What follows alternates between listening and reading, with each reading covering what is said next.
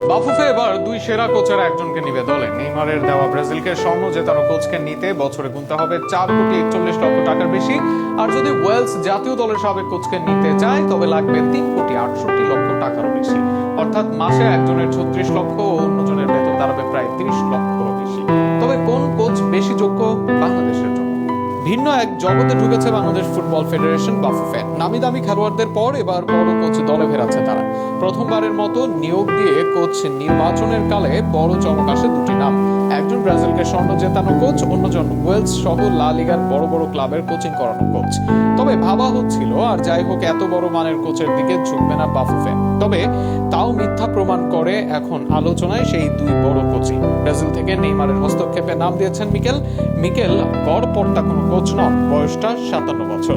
10 বছর আগে 2016 সালে ব্রাজিলকে অলিম্পিক স্বর্ণ পদক জিতিয়েছিলেন তিনি।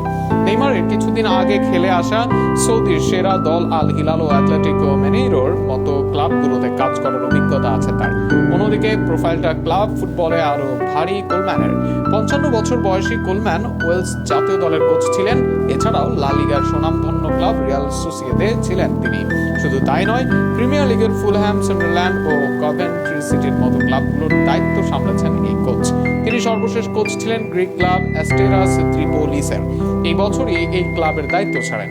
বাফুফে হামজা চৌধুরীদের কোচের জন্য বিজ্ঞপ্তি দেয় গত 8 এপ্রিল।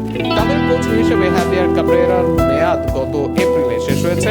এই স্প্যানিশের সঙ্গে আর চুক্তি নবায়ন করা হয়নি। যার জায়গায় বাফুফে কাকে বেছে নেয় সেটি এখন দেখার বিষয়। আর বাফুফের এত টাকা দেওয়ার সামর্থ্য আছে কিনা এমন প্রশ্নেরও বেলা শেষ হয়েছে। কেননা ক্রীড়া প্রতিমন্ত্রী নিজে জানিয়েছেন প্রয়োজনে সরকার থেকে আর্থিক সহযোগিতা দেওয়া হবে বড় কোচ নিয়োগের জন্য। তবে গুঞ্জন সত্য হলে এখন পর্যন্ত কোনো ম্যানই এগিয়ে আছে হামজাদের দায়িত্ব নেওয়ার জন্য।